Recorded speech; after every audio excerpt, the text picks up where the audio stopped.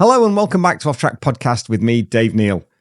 This week, my guest is MasterMac Honda's Charlie Nesbitt. It's a while since we've had Charlie on the show, and now he's in his third year on the Superbike. We thought it was high time we had him back on to find out how the development's going and what the future may hold for the Swindon native who now lives at Mallory Park. If you enjoy what we do, please make sure you like and subscribe to the channel so you don't miss an episode. But that's enough from me. Let's get on with it. Here he is, ladies and gentlemen. It's Charlie Nesbitt. Charlie Nesbitt. How you doing? MasterMac Honda by Hulk Racing. We got the full name out. We got there in the end. Hey mate, it's good to see you. Welcome back to Off Track. It's been a while, dude. How are you? Yeah, no, thank you very much for having me. To be fair, it's nice to be back on it. To be fair, I'm having a good day. You've not done the video one before. I think the last one we did was in OMG Hospitality back in 2022, I think, in your Superstock season. It was, yeah. Oh, dear. So I thought I'd let you develop on the Superbike for just before you back on. Yeah. Give you a chance to just get your feet under the table a little bit, see how you're going on with it. Yeah. Well, look, we're at Snetterton today. Let's talk about how you got on today. It's only the first day. It feels like it's like the start of the season version 2, isn't it? Yeah, pretty much. We did 2 rounds, load of testing, then we had 5 weeks off. Yeah. And here we are back at a sunny Snetterton. It's baking hot. Dust is everywhere. I look like shit because I'm covered in dust and everything else. But you're just fresh from a debrief. So tell us about today, mate. How's it been? To be fair, it's been a bit of a struggle today. In all fairness to everyone in the team, we had a bit of a technical issue in FP1, which I done 1 lap, and then managed to get it fixed. But we only got 27 minutes or something like that in FP2. So it was like, obviously we had a fair idea of where the bike needed to be, but we sort of decided to go out on the Donington setup because that's where I was last rode it, obviously being so long away. Yeah.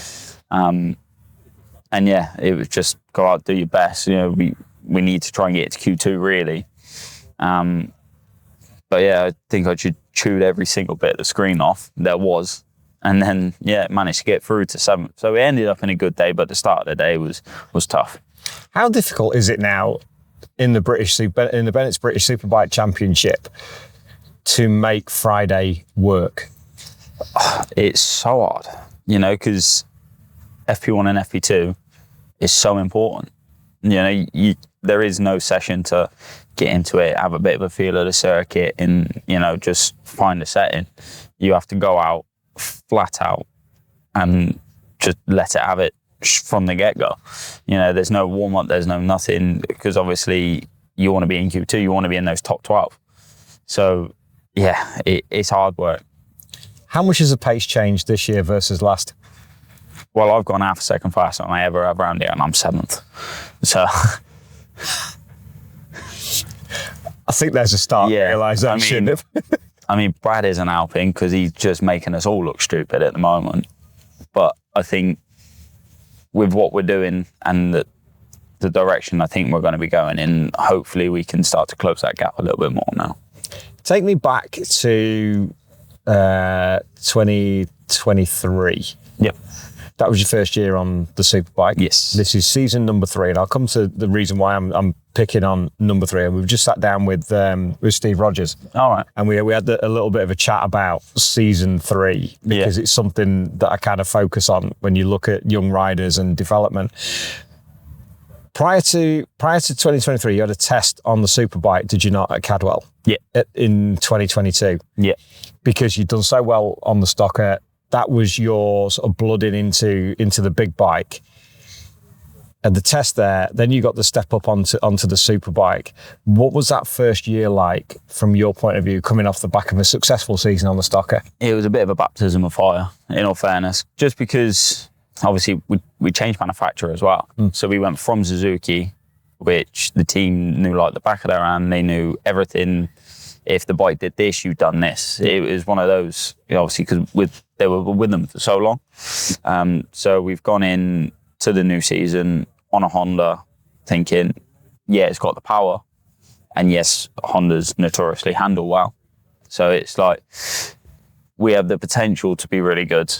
But it was a case of me having to learn the X as well, and the Zero, the slicks, and obviously I ran the SE2 front, which is a harder one, the whole first season, which in hindsight, we could have probably got away with the one. Like I only run the one now, so. Yeah. But from when I was on the Superstock, we only ran the two because that was from the Calex and the Moto3 sort of era, and you know, I like that feeling of a strong tyre. But there are production motorbikes, you know, they are forgiving, they are, you know, they are softer than the race chassis. So it was a big, steep learning curve, in all fairness. Kyle Ride had, up until last year, the similar sort of feeling from the R6, from what he'd done on the Moto3. Yeah. Following that path, because you're super successful, British champion at Motostar, you had a great couple of seasons in Supersport as well. Yeah. And obviously you've been to Spain, as for those who don't know, you made the effort to get out to Spain as well. Yeah. We'll maybe talk about that as well, because that's maybe a part of the journey that people don't know that you've done to get to BSB, in a similar way that you followed your hometown compatriot, Max Cook. Yeah. You both followed a very similar path. But for going back to the Kyle point of view, I think that kind of happened last year a little bit, that he wanted that support under the front tyre. So it's interesting to see that you're having, or at the point, we're having that same feeling because you want that stability. Yeah, no. The thing is with the two, it's the same compound, I think. I'll probably be wrong, but I think it's the same compound, but with a stiffer carcass. Yeah, it's the construction of the tyre than the actual rubber itself. Yeah, so like the grip was always there, but it's hard to find that feel with the carcass, obviously, because it doesn't dig into the tarmac as hard. Or it's hard to dig it into it as hard as you would the one. But I think the one, but going back to the two, it was so unpredictable because it would spring back. You know, you can cross the tyre, but say like turn two here, if you go in hard, you had to attack it all the time. And as soon as you let off the brake, it popped. So that, and then you get that feeling, and then you could potentially lose the front. You know, in my first year, I think most of my crashes were front end. Yes, I had a few eye-sides, like the Cadwell and stuff like that. But I would probably say a good 75% of my crashes were folding the front. Until we went to the year after, where we decided we're just going to go for the one. And yeah, I haven't really seen any of them. Don't get me wrong, everyone has some stupid crashes, but like I did at Donington. But yeah, it's massively reduced it. That's a fascinating insight, because it's me never ever racing. There'll be lots of our viewers and listeners out there that have raced and understand it, but I'd never really considered. You see it on the rear, where you get the squish going through the dip at Brands, going up to Druids, you can visibly squish, but you kind of don't think that too much of the front tyre, but especially one where it comes back, which then upsets the fork, pushes everything back up, and away you go.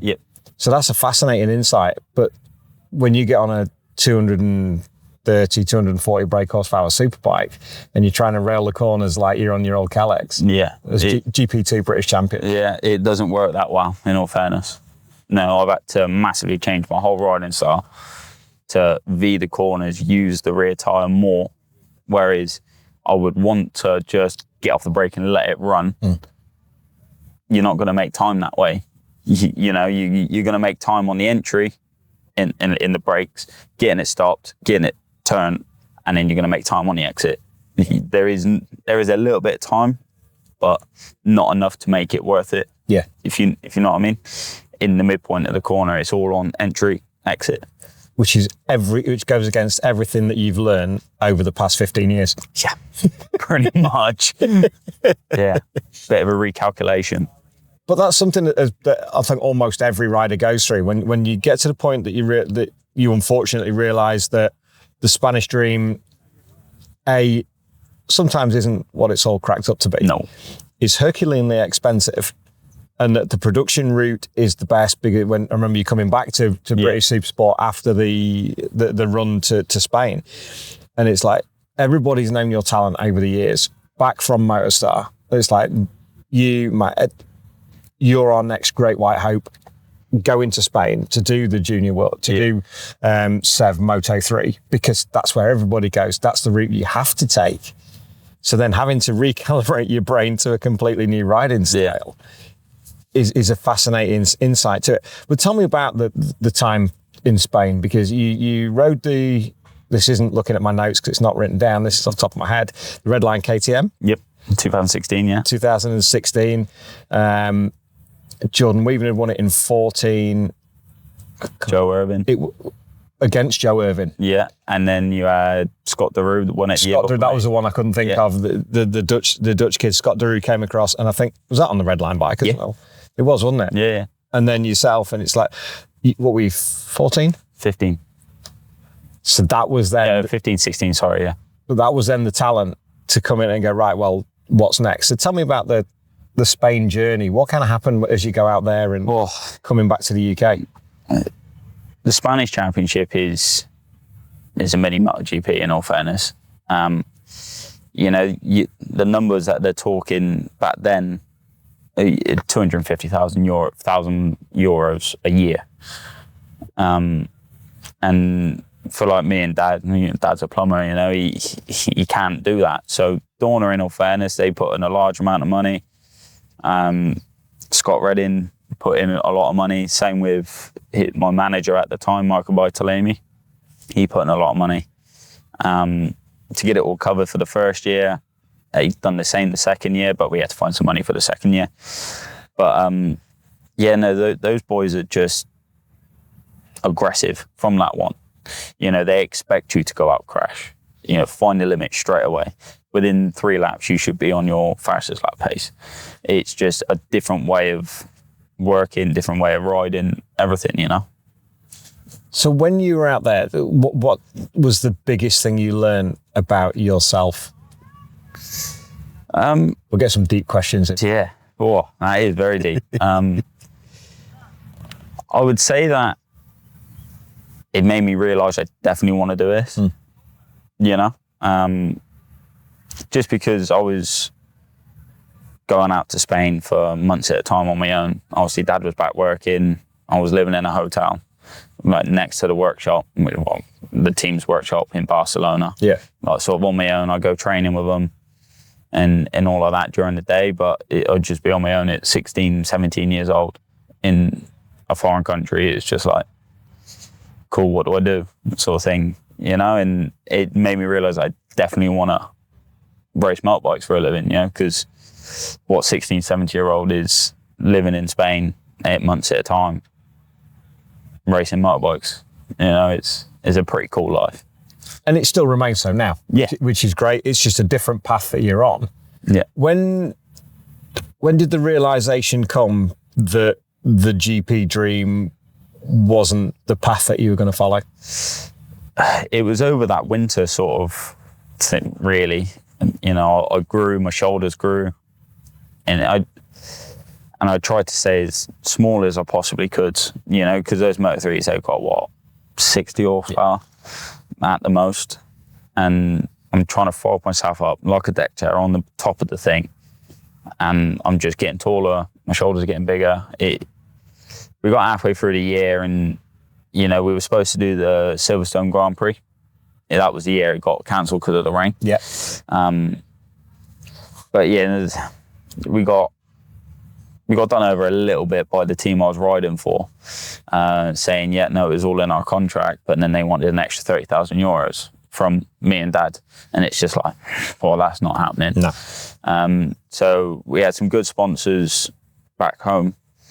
Said, well then, instead of giving the money that we were going to give you to the team, say, no, look, this is where the relationship ends. And they went and bought me an R6, and that was it, really. And it was, that was hard work. Was that kind of back to Dad and Lad racing? Massively so. Point. Me and him didn't have a clue what we were doing. Not on Scooby. But it's part of life's rich tapestry. Absolutely. And I think opportunities like that make you thankful for opportunities like this with Hawk Racing, because you look at it with in fact, I was talking to Steve earlier about this earlier.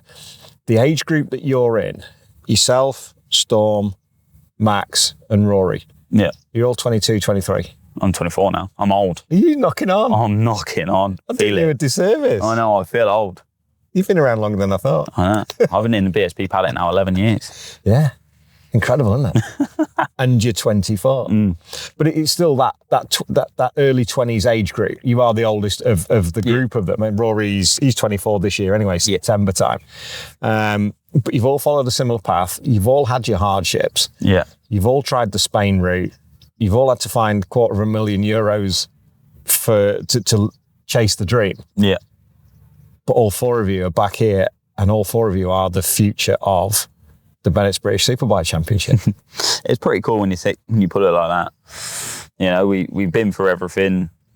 We've learnt our craft and learned different ways of riding. Yes, me, Max, Rory, and Storm. We ride so similar yet so different, and we're still all within a couple of tenths with each other. You know, and I think if we carry on doing what we're doing, there's no reason why we can't be fighting for banging bars with each other for the race win. The great thing is, because you've all grown up together, the respect is that you don't have to be best mates, but you know what you're going to get with Rory, you know what you're going to get with Storm, you know what you're going to get with Max. So big lunges. big lunges. Big Larry lunges. Yeah. That was coming. You see plus 0.5 and 30 on you. Yeah, I know he's coming. So, to be fair, it's the same with Fraser as well. Yeah, he's old. I know he's old, but I still let him have it every But you are battling against him. I mean, he's the other one you've known Fraser for years. I've known him since I was 2 years old. Exactly. So it's that little southwest kind of, I don't know. It's like you got Danny. It's a Swindon mafia. I know some of them are Gloucestershire and... Well, so you had... Danny was in Tetbury. Yeah. Which is... It's just over the border. It's Gloucestershire and it's over the border. And then you had Fraser, which was Chippenham. Yeah. Me and Max, who was Swindon. Yeah. Literally 5 minutes from each other. Where we used to live, I used to walk to his house after school because we went to different schools. Yeah. Just walk to his house and we go out messing around in the evening. If we weren't doing that, we were going right in a mini motor. Yeah. He had Scott, who was Quedgley, which is Gloucester. Like, all of us just banging bars. And it was great. And you can throw Jordan Weaving into that as well, because he was... Yeah, he was, At the time, same neck of the woods. Yeah. He was Gloucester, wasn't it? I can't remember which town he's off the top of me. Kingstown? Can't remember. Kingstown, yeah. Yeah, I'm sure it's West Kingstown, something like that. No, that's Brands, isn't it? That's a little village near Brands. I don't know. But anyway, he's over. He's West out there. Yeah, but it is the West Country thing, isn't it? And how much of a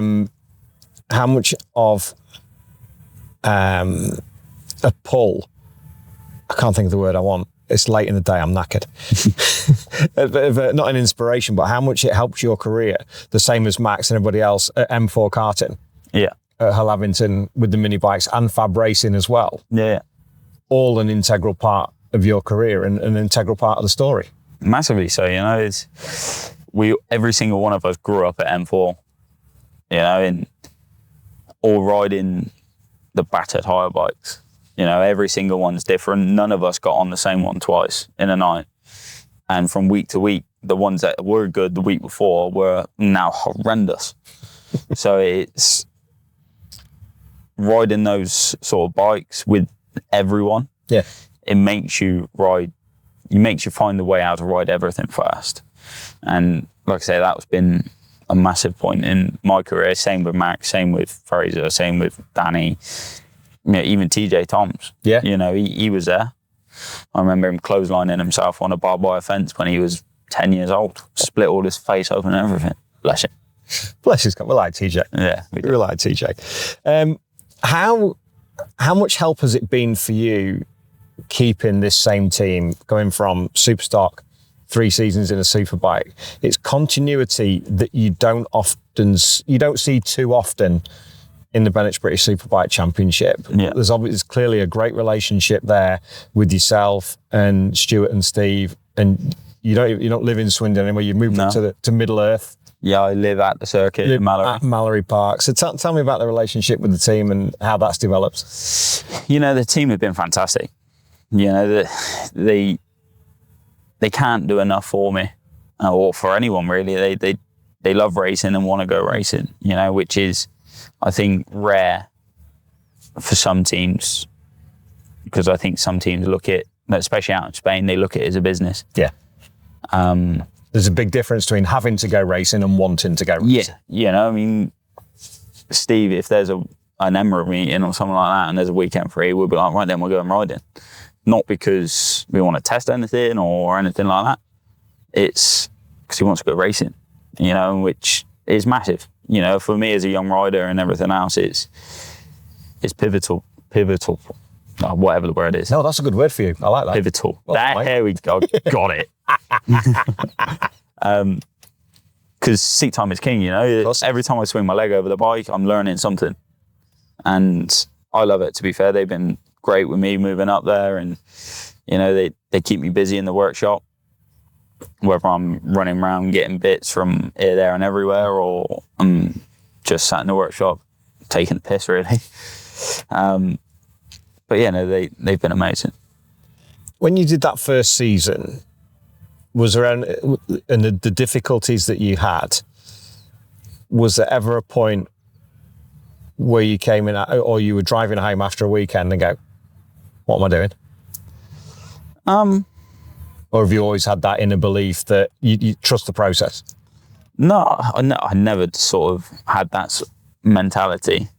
It was like, that was a shit weekend. And then, all right, next one, get myself back fit, get myself back going again, because I know what I can do and I know what the team can do, and there's some times where you are feeling down, but I want to repay the team for everything they've done. So it's, get that out your head, get on to the next one, get going again. One thing that I've always admired about you, you're very rare without a smile. It doesn't matter how things are going. And on that, and especially this season on that obnoxious paddock bike of yours. It's amazing. You love it. Everyone loves it. But I tell you what, in a world of silent electric bikes, where people are spooking the shit out of you when you're walking through the paddock, to hear you coming from 3 counties away is mint. Yeah, it's even got a horn now and everything. Oh, was it? Oh, yeah, I've got a horn. You actually got a horn on it? Yeah, I've got a new battery on it, so all my indicators and lights and all that work now. Brilliant. If we get a chance, I'll throw a picture in of it. I don't know if we'll get a chance to, but over the weekend, if I can get a picture of it, I will do. You'll hear me coming anyway. Before we digress a little bit more, tell us about the paddock bike, because it is completely different to anybody else's bike in the whole paddock. Yeah, so it's a 1981 C90 with a 160 motor in it with a straight through pipe. It's got the flat bars on it. It is cool. I love it. I really do. It's the trickiest piece of kit. Yeah, the only problem is the brakes aren't great. So I do a lot of revving to make sure people get out my way, because I can't stop that well. So if you're coming to a British Superbike Championship race this season and you hear him coming, it's best just to move. Yeah. Like Moses here. Just everybody passes. They do though. It's great. I get through the paddock so fast now. You just can't stop it. No. Tell me, with the in that first year, you missed Rookie of the Year by 12 points. Yeah. But you finished ahead of Max in the championship. Yeah, I don't get out that way. I was looking through TSL and I'm like, oh no, you missed that by 12 points, which you can probably trace it back to race 1 at Brands, because you were ahead most of that time. You had a DNF in race 1. Yeah. Max got the full 35 points and the rest is, as they say, is history. Yeah. But you were 90 odd points ahead of him in the championship. Yeah, I know, it was weird. I think it was because they classed it as, so you had the overall championship and then the rookies had their own championship with the same points. Yes. Because although I was, like, so say I finished 7th or whatever, and Max finished and out the points, he would still get points for second in the rookie championship. And that was, the weird bit, to be fair. Don't quite get how that goes, but Tell me about the Thruxton in that first year. Oh, Because that was the point where everybody was like, here he is. yeah.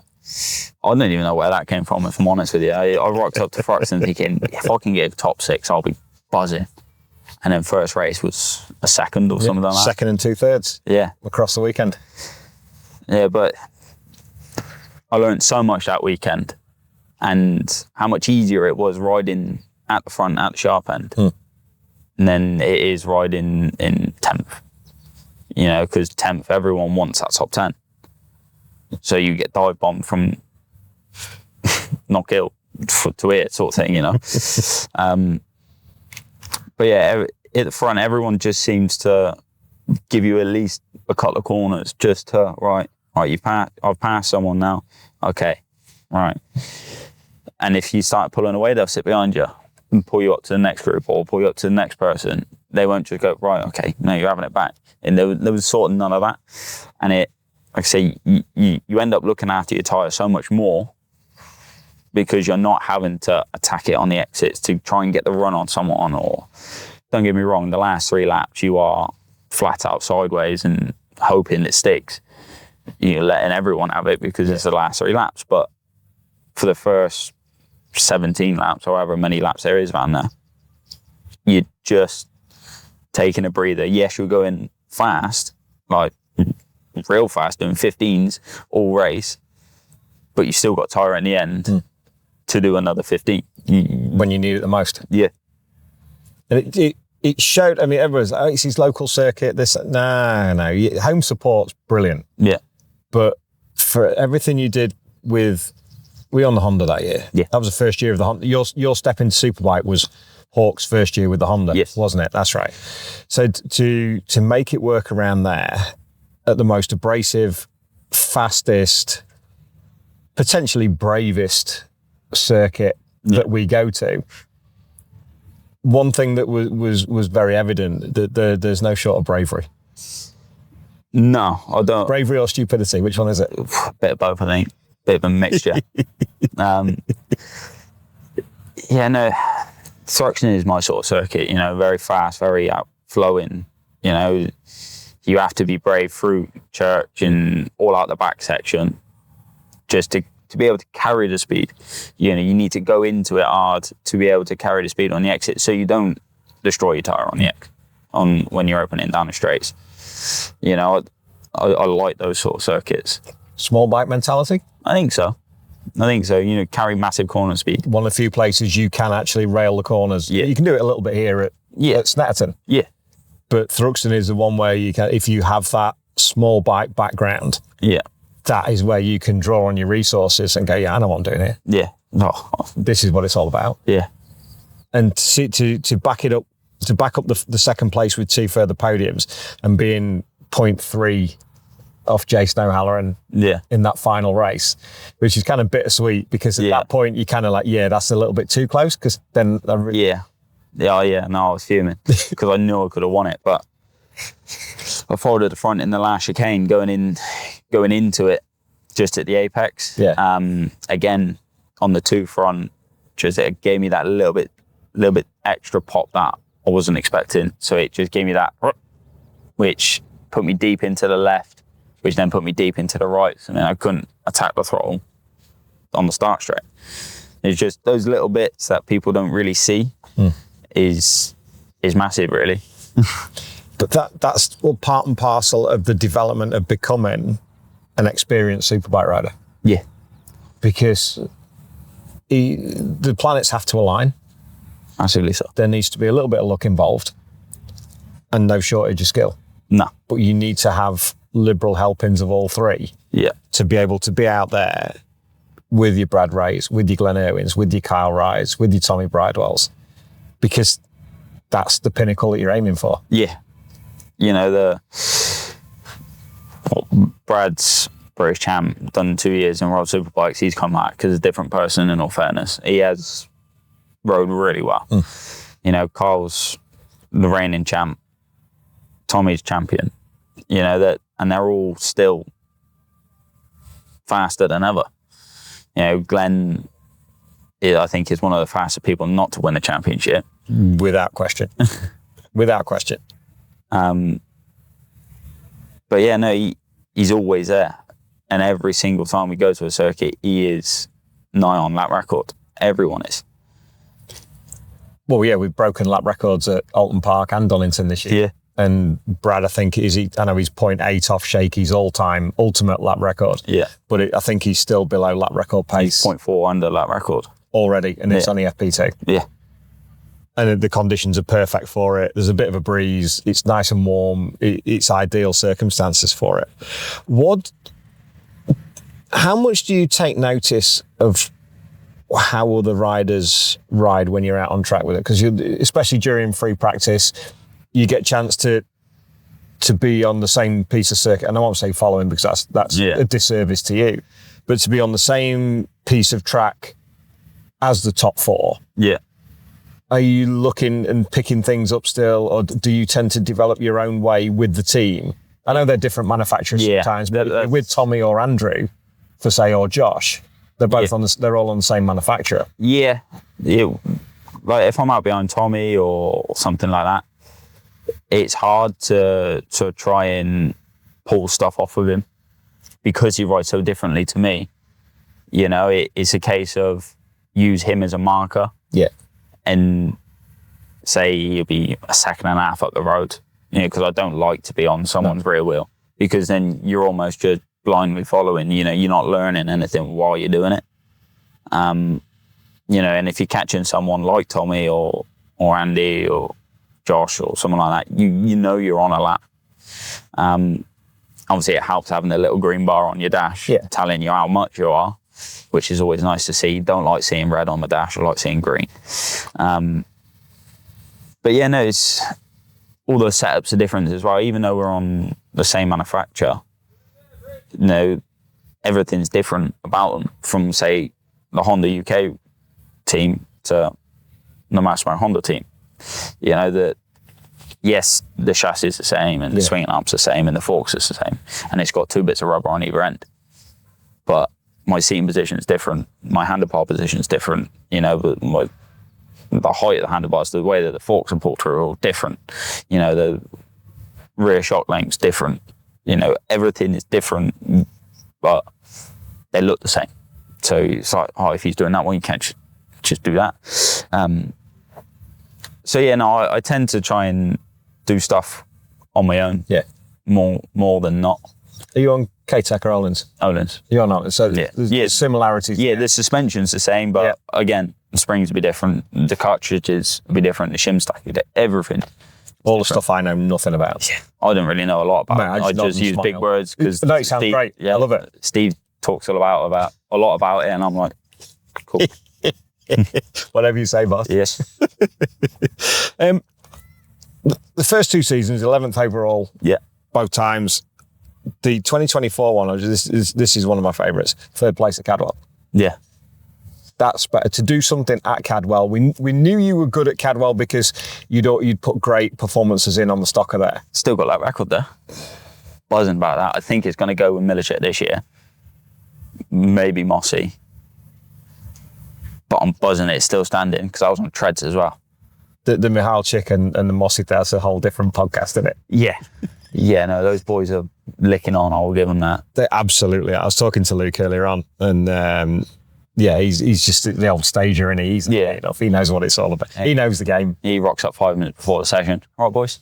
He's home tonight.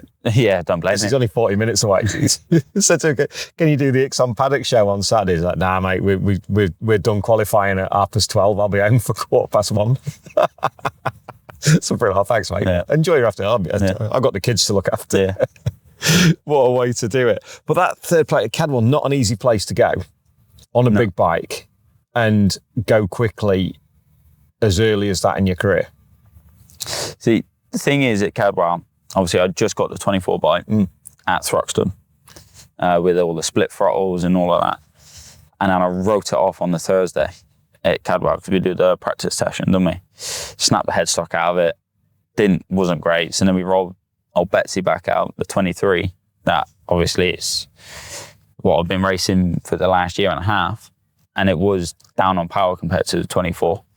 But yeah, it was one of those luck and the stars aligned, and it just worked straight from the get-go.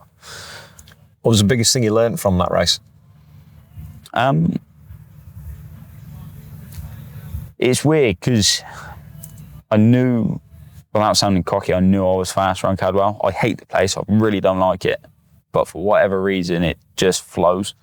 And I managed to find the flow, and I knew I could sort of do it lap after lap. In the second race, we dropped off the back of the front three. I think it's second or third race, whatever race it was. We dropped off the back three, but we were like half a tenth off the outright lap record. The lap I caught them, and then I folded the front, just going too hard, trying to take too much into the chicane after Mansfield. Yeah. And I just lost them again. But there it was a case of, I'm in fourth. Don't do anything stupid. I've got a massive gap behind me. Yeah, the boys in front of me, they've got a little bit more pace than me in this race. Okay, that's fine. Don't try and be a hero and win it. Charlie Nesbitt in mature shot. I know. But yeah, no, that was a big race for that. Not to just go, no, I can win this. And you actually go, fourth's probably the best I've got in this race.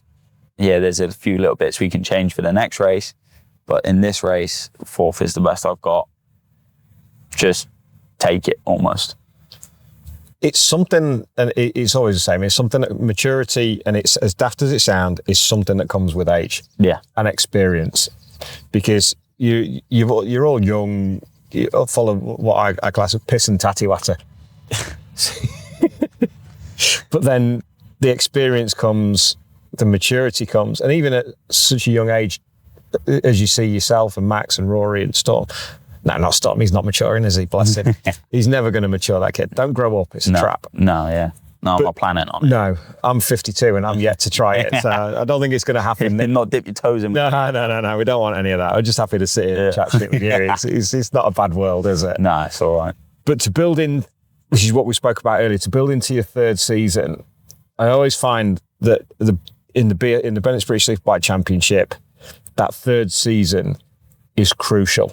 Yeah. Because this is the point now where you need to be, like you were at Alton Park, you have to be top 6, I would say top 8 to a point, but top 6 really, ideally, on a regular basis, because then, depending on what the future holds, when you look at other teams, maybe manufacturer teams, that's the way to put yourself in that shop window. Absolutely.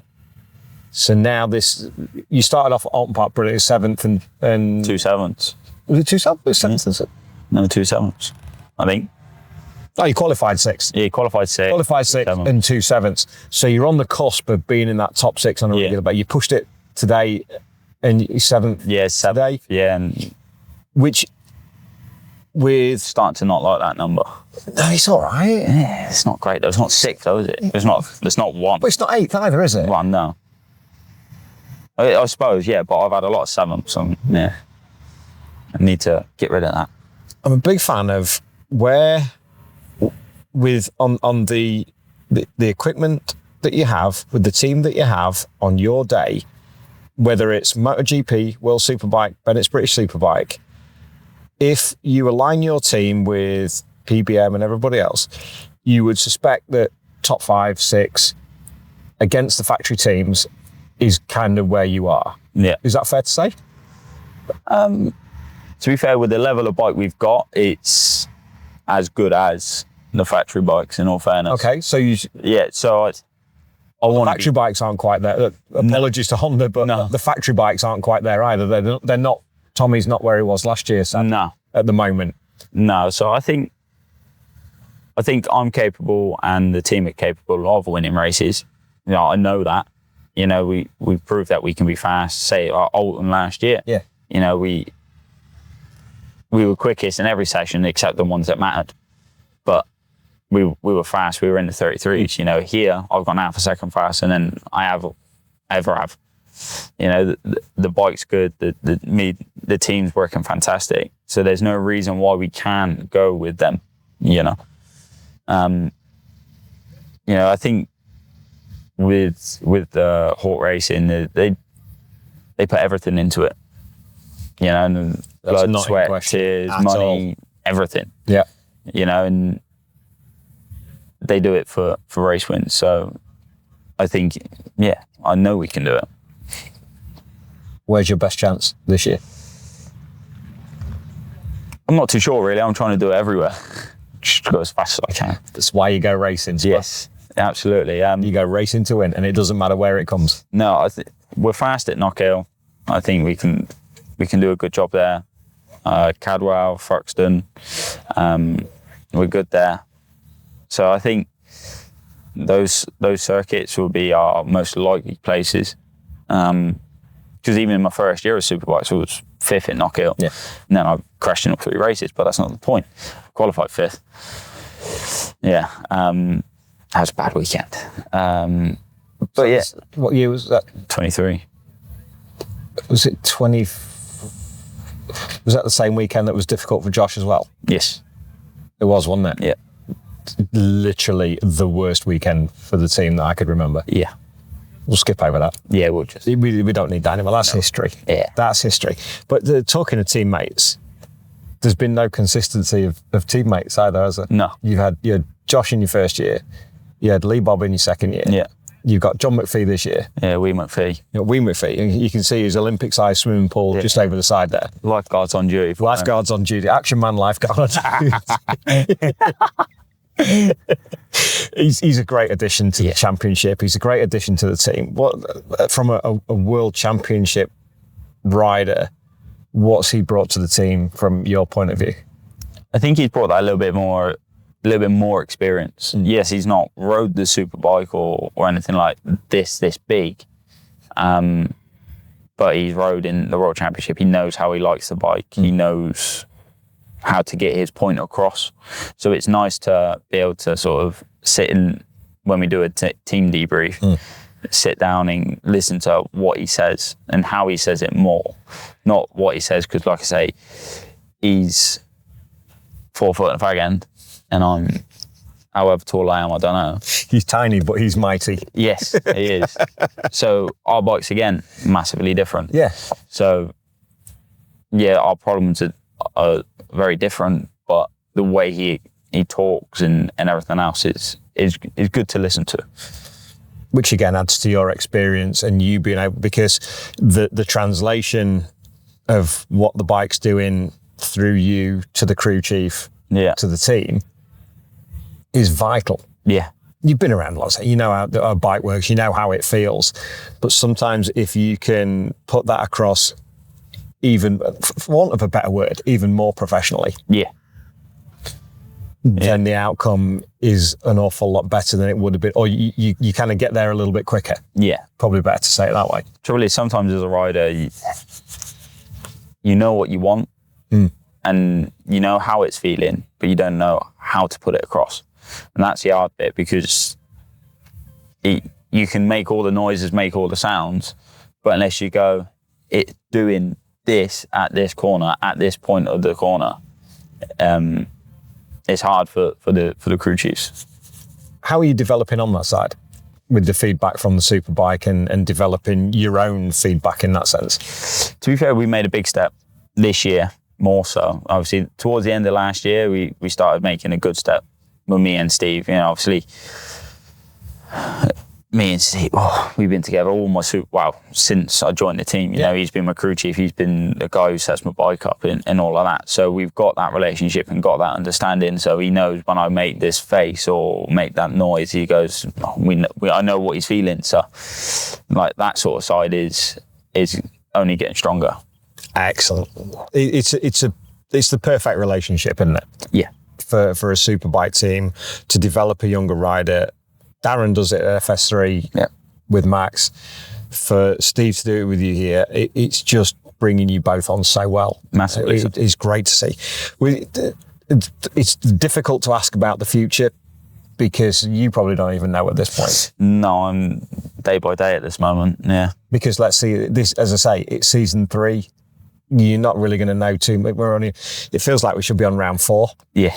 But we're at not. least. We're on round 3. Yeah. It's July next week. I know. So, or week after next. We're already, none of us are getting any younger. So. No. Especially me, before you fucking start. Would I ever? Probably. Yeah, absolutely. We've known each other long enough, mate. And I would be surprised if you didn't. We'll move on to the Patreon questions. Oh, go on then. Because we've got 4 of those. First up, somebody's giving you... somebody's being nice to you. Oh, no way. Yeah, absolutely. Andy Dickinson. Oh, right. With Spud seemingly having the mature head on young shoulders, who has been your biggest influence in the paddock on the journey so far? Oh, obviously, I've had quite a few. You know, Christian's been a big help. You know, I worked with him at Royal Enfield. You know, me and him do quite a bit together. And it sounds stupid, Billy McConnell, as loose as he can be, he's been around the paddock. He knows. For me, there's no better wingman. No, the Bilbos. But yeah, no, there's so many, but I'd probably say Am Fraser, to be fair. Obviously, I've grown up with him. You know, and Steve, he's been a great help. Well, I say great help. He's been the one that's made it all happen, in all fairness. There's some good people in your corner. Yeah. And still have some good people in your corner. Also, what's been the best piece of advice? I'll try that again. What's been the best piece of advice that you've had and put into action? And what effect did it have? Oh.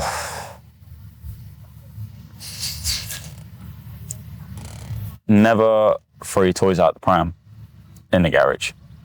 You know, if everything's going against you and it's not your weekend or whatever, you know, the team don't make you crash. You know, it's one of those is something that my dad's always said to me is, you don't shout at me if the bike breaks, and I won't shout at you if you crash. You know, if you're not shouting, you're not screaming, everyone can move forward and get the problem fixed quicker. You know, if you're having a racket match in the middle of in the garage and you've got gloves going everywhere and boarding going there and all of that, it just makes the rider look stupid, for one, and it don't get anything fixed. So there's just no point in it. I wouldn't shout at your dad either. I haven't, no. And Andy rounds off with, keep up the good work, Spud. Thank you very much. Chris Turner, if you had the chance of riding a top BSB ride or a small team in World Supersport, what would you choose? Top BSB ride. All day, every day. Thank you, Chris. Simon Breeze, does Charlie feel he could have a route onto the world scene, or has that option now disappeared with more MotoGP riders taking World Superbike seats? I'm not too sure, really. You know, it all comes down to money again. You know, I think if I was to go to Worlds, it'd have to be on a good team. You know, I wouldn't want to go there and not half-ass it, because that's the wrong word, but I want to go there and be competitive. How do you see that path now? Because it's a fascinating question. It's one I've thought of for a while, because the difference between a Bennetts British Superbike and a World Superbike is a lot. Yeah. So to be able to be given that transition, we see what Taz is doing, we saw what Brad's doing. It also feels like World Superbike aren't looking into our paddock anymore, because you have your Jack Millers and your Iannones and your Jorge Navarros and people like that are coming out of Jaume Masia in Supersport as a Moto3 world champion 2 seasons ago. Yeah. And you think, well, how do our boys in their early 20s progress to World Superbikes? It's a lot harder. Yeah. And that's for sure. You know, you need to be out there, you know, in the first place, to be able to get into it with a team and not have to pay through the nose for it. You have to be out there. You have to be seen by the ride, by the teams and everything else, you know. And I think from BSB, I don't think there's a better domestic championship in the world. You know, it's massive. You know, it's almost like, why would you want to go to Worlds? Because, don't get me wrong, I would love to go to Worlds just because you get to ride all the circuits and all of that. Yeah. It is still the pinnacle of production racing. Correct. We do have the best domestic championship in the world. Yeah.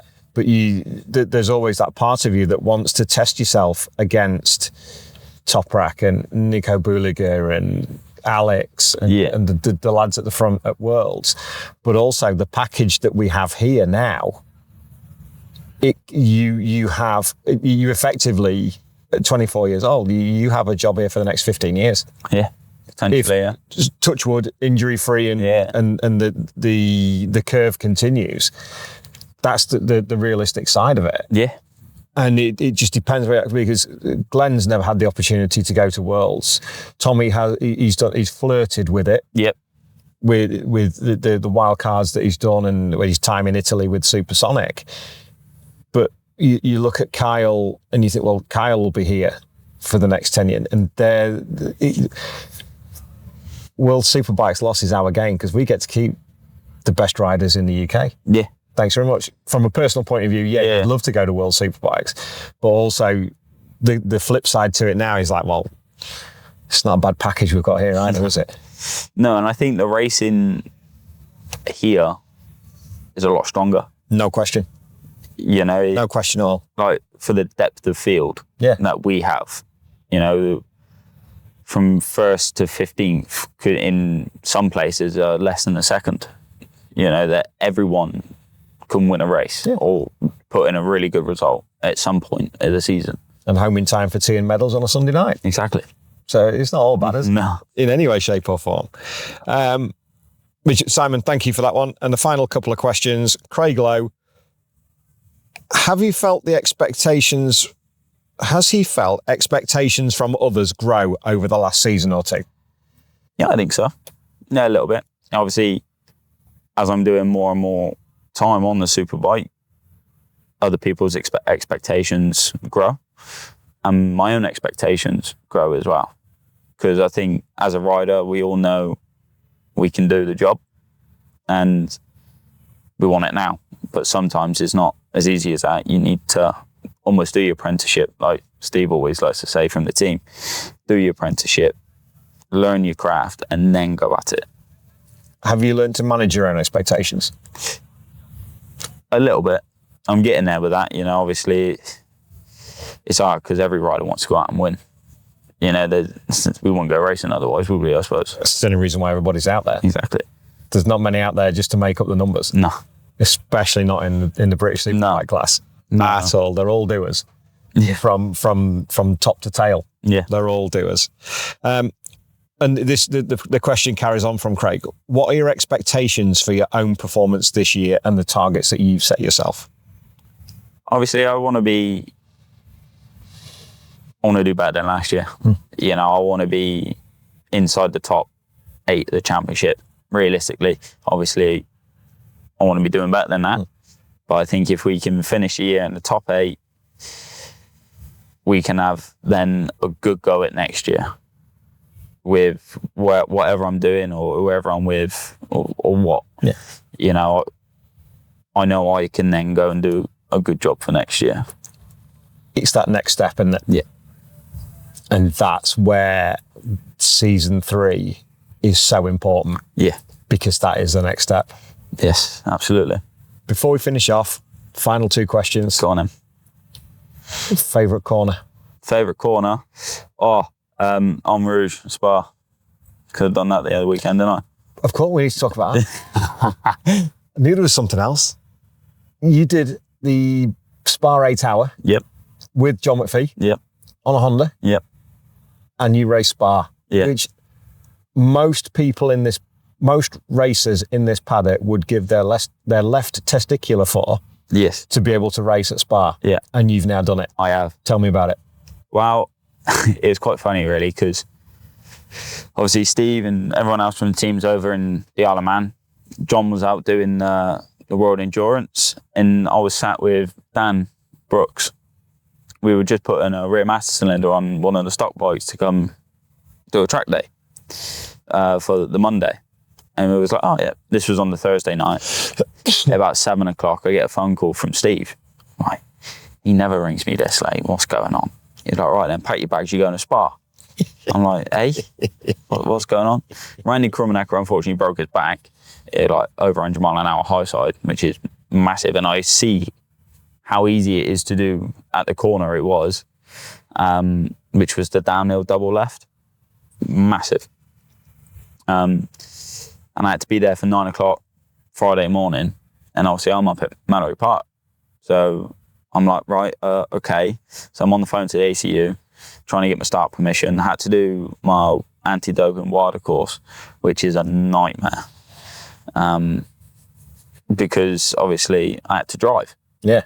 So I was like, I know how I can't drive. Father.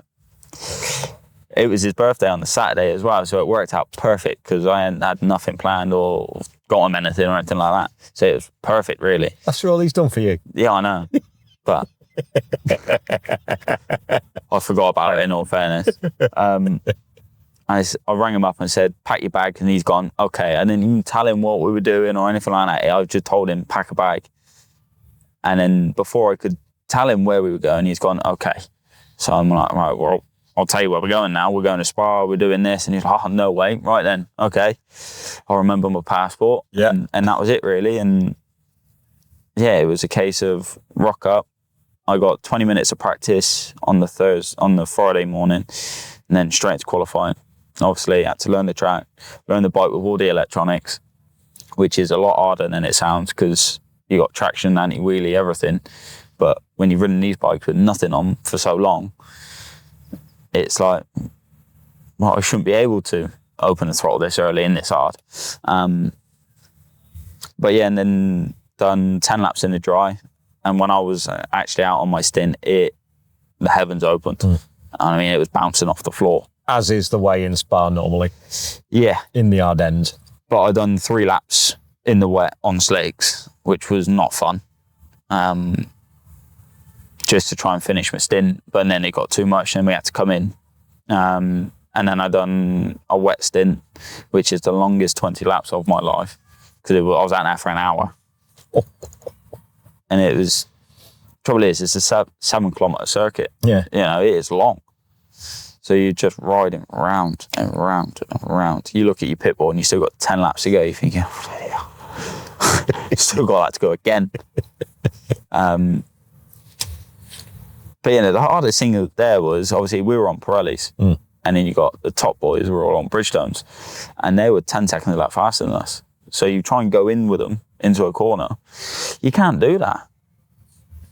So trying to hold yourself back while they go past and sail off into the sunset, well, that was the hard bit.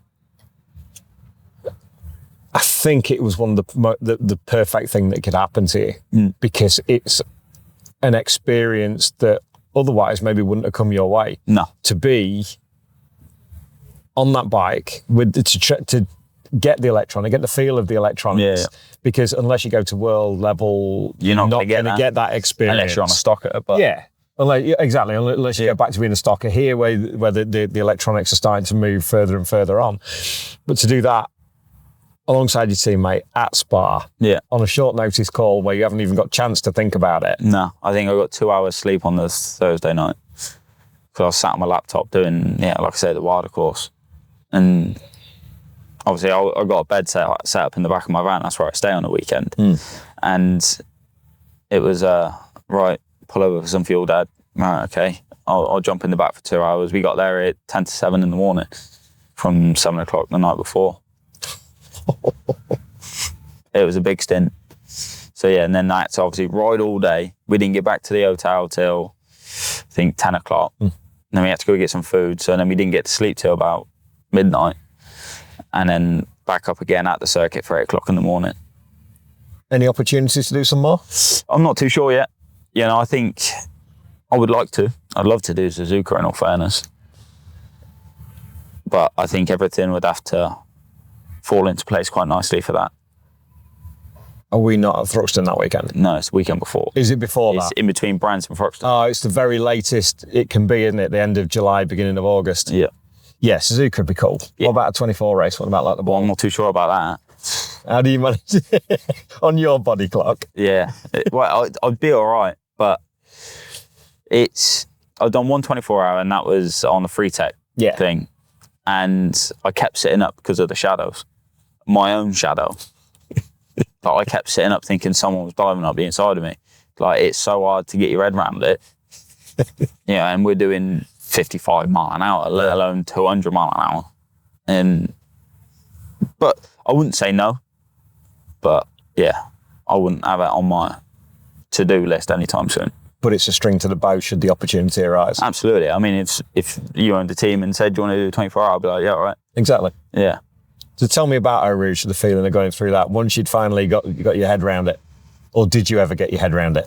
I didn't hit the same corner twice, like the same line twice. I only got 75 laps over the 2 days, which sound a lot, but it's really not. Okay. When you got everyone else doing 100 plus laps on the Thursday, the day before. Yes. You know? And so by the time it comes to the race, everyone's done 150 laps. No, straight away. And I'm like, I've never felt more like a rookie in my life. But you made a good fist of it. You didn't let yourself down. No, I mean, I had to get my head around it and had to pull my finger out a bit sharpish because obviously didn't want to let the team down. But yeah, no, Eau Rouge is, you go into it tapped in sixth on the limiter, with your elbow about that far away from pit wall. And then you just lay it in and then back to fourth. And then you back down onto your elbow for the right and you back flat out and the whole bike's going light. You jump the curb on the exit over the top and the whole bike's just pretty much gone airborne in the dry.